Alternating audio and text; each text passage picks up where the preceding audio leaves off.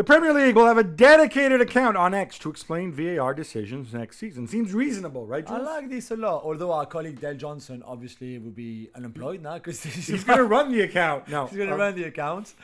I like this. I mean, it's what we said. More transparency. You explain to people. Yeah. It's good. That helps. I think the one thing they have to be smart about. I think Howard Webb is a clever guy. He's made the point before. He's asked people as well to be patient. It's important that the information you convey it at the right time, because it has to be timely, but equally, if you convey it too soon, then sometimes you might get things wrong, and then other stuff emerges, then you look like an idiot. Right. Yeah, let's see. But you know what? They were already doing this. They were already communicating with broadcasters and then, pass it on. So why not make it more public? Exactly. More contract extensions, Gab. Cole Palmer gets another 2 years for Chelsea, extending his deal through 2033. That's 9 years. 9 years. He's only going to be what, like 32 in 2033? Yeah. What was it necessary to extend his deal now? I'll explain this. No, it's a pay rise. I know some people lost their minds over this, like your pal Paul Merson over here made it seem as though the worst thing in the world. The reason he does this is that it is possible to give somebody a raise without actually extending his contract, but technically it's trickier. The easier thing is to add years to the contract. This obviously also reduces his amortization as well, a little bit. Of course. So that's why they did it, basically. It's not like, look, who knows where he's going to be. But it does show something else, and this is the risk. People say, like, oh, look, we're so smart. Look, they're giving you super long contracts, and look, but now that the amortization is only 5 years, and the other problem with the long contracts is if the guy outplays his contract, if he plays well enough, like Palmer did last year, he's going to come knocking, and you don't want an unhappy player. And you're still going to have to give him a raise. Yeah. Arsenal continue to be linked with Real Sociedad's Mikel Merino. Jules, makes sense to you? Yeah, we said earlier that they need somebody else in midfield. I think a left-footed player like him makes sense. That's quite versatile too. He can play a bit deeper, can play a bit higher. We saw what he could do as an impact with Spain in the Euros, for example. So that's been interesting. He had a good season with Real Sociedad last year, especially in the first 6 months of it. I like him. He's 28 years old, so not too old. They could have done maybe with a bit younger. But if they sell, because I think they need to sell first, this one will I see no reason why this. Who are they selling? Don't say Lokonga. No, Eddie Nketiah, for example. Lokonga has gone on loan to Sevilla. Lokonga's already go. Oh, that's right. Lokonga's gone. Yeah, but Eddie Nketiah, for example, someone like that. But it's a different position. Yeah, but then you really don't have a backup center forward. They need them. They need money. I think you got Gabriel Jesus and Kai Havertz as your two number 9s. That's fine. Okay, so we agree that this is Gabriel Jesus' position now, number 9. Instead of, I don't know. I'm Team Pep on Gabriel Jesus, as you know, but that's a digression. No, but I agree with you. And the nice thing about Merino is, look, I mean, ultimately you're going to slot Merino into. You've got Thomas Partey and Georgie. Yeah. Their contract both earn a ton of money. Their contracts are winding down. You can slot Merino into one of those two slots because I don't think those guys are going to. I mean, maybe they'll be back a year next season. Probably not. No. Yeah. At some point, though, you need to make your big signing in midfield, but you've got, 18 months to do that. Yeah, true. Lautaro Martinez has extended his deal with Inter through 2029 and he will be earning around 16.5 million euros a year. Gab, they finally got it done. It's been dragging on. They have been dragging on. It's important to get it done. It is a ton of money for a club like Inter who, lest we forget, are still not, exactly printing money. They're still, definitely not. They're still slowly trying to get out of the situation they're in, although their books do improve every year. And this is a big commitment. This is a salary. This translates to $280,000 a week, which is what is highest. Yeah, it's really top tier. Absolutely. Center forwards get. But that's what he is. That's what he has been. And if he lasts till the end, I think he's going to be 32 when his contract expires. So he's been a tremendous signing, a tremendous servant to the club. Jules, Ivan Toney, speaking of center forwards, is still on the market. Though he's been linked with the obligatory move to Saudi Arabia. Yeah, of course. Because, of course, it's all about you want big name stars that huge following. They also love people who like to gamble in Saudi, so fit right in. Are you a little surprised? Joking aside, a little bit, because United signed a forward in Joshua Zirkzee. They could have gone for Toney. Spurs could have gone for Toney as well. We saw Chelsea. Okay, Chelsea are linked now with an Aussie man, for example, or someone like that to replace Lukaku. They could have gone. Arsenal are the ones who were always linked with Ivan Toney. Yeah, because he's an Arsenal fan. So yeah, I'm a bit surprised. I do think, unfortunately for him, that the past had a big play in why he's still at the club right now. Would you invest that money on him, considering you don't know, he might bet again one day, he might be suspended? I think there's a lot of things like that you can't really control. So I'm a bit surprised, and I'm not really surprised in the same way, if that makes sense. Well, I think Brentford were also hoping that, they would get the money in for Toney so that they could continue. So it's a blow for them too. His contract is going to continue to wind down, obviously. If you're Toney, the Saudi thing seems to be like nonsense. No. And by the way, the whole Saudi pipeline effect, we're seeing how that's going. It's an argument for another time. But I wonder, if you're Toney, would you leave? Would you start looking sort of kind of next tier down? Would you say, like, all right, maybe I'm not going to get my big payday, but I want to prove people wrong, so I'm going to maybe move to another mid-table club? Like what, Bournemouth to replace Solanke? I don't think he would see it. I don't think he'd do that. I think in his mind he had that kind of big move planned, and it just hasn't happened yet. But where's he going to go? Yeah, Paris Saint-Germain. If Osimhen doesn't come.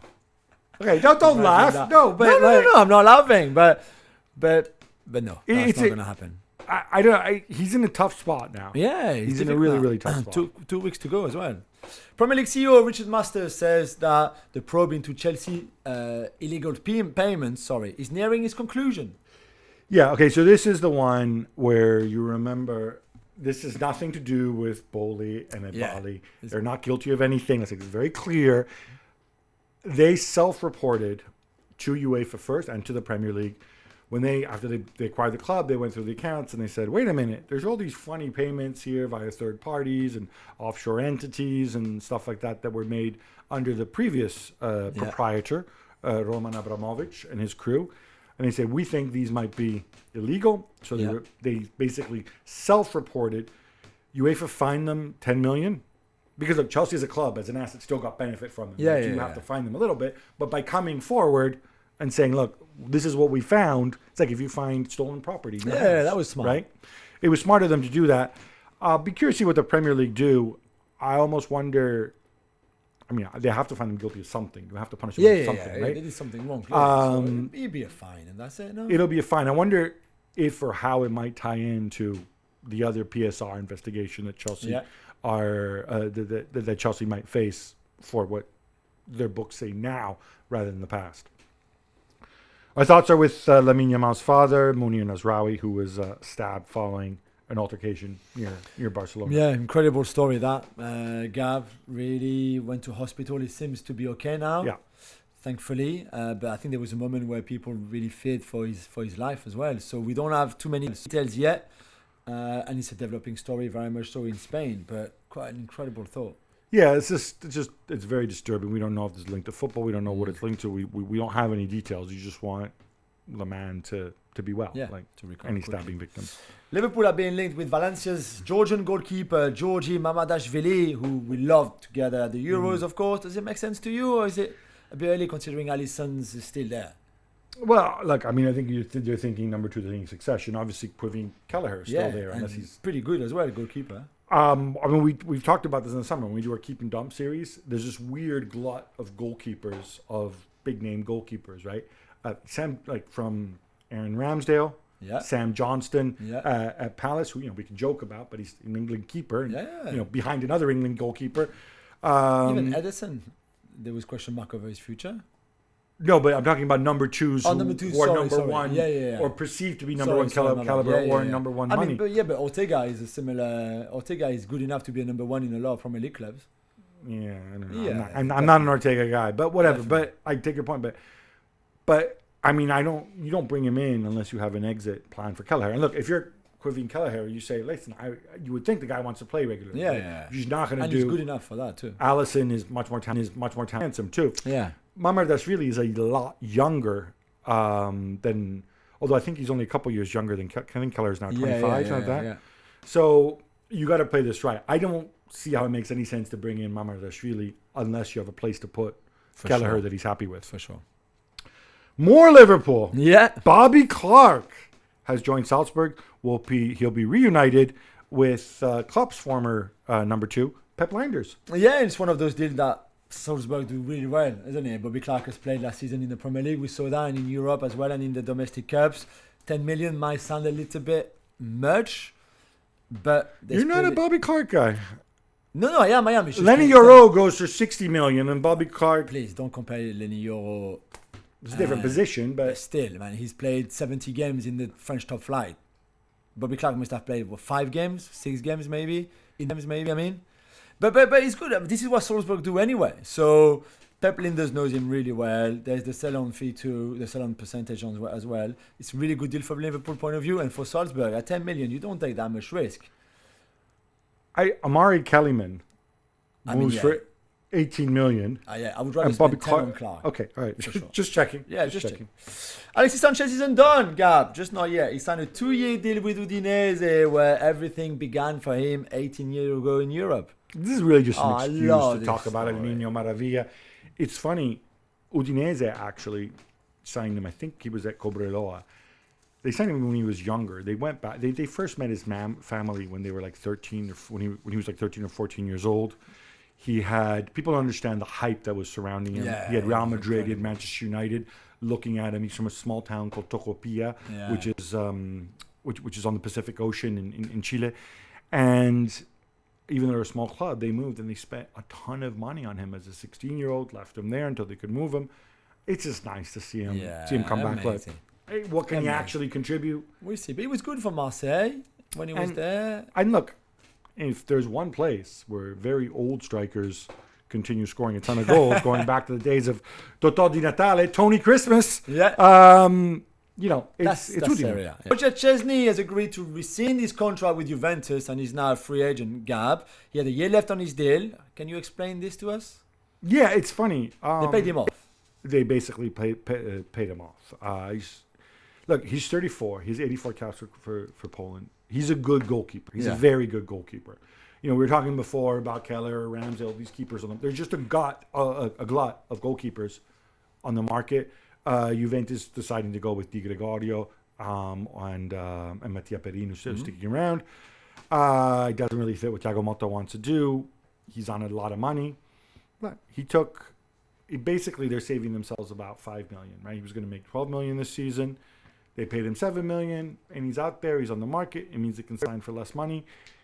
I think anybody who needs a goalkeeper, I think he'd be very, very good for, outside the top 10 or 12. And the fact that he's a free agent, he's not going to rush into it. He's made his money. Yeah. I don't think it's going to be a De Gea situation where he goes and he sits on his hands for a long time. Yeah, I ends up agree. in Florence. So, plus he's a nice guy. He's a lovely good guy. interview. Really, I want to see him do well.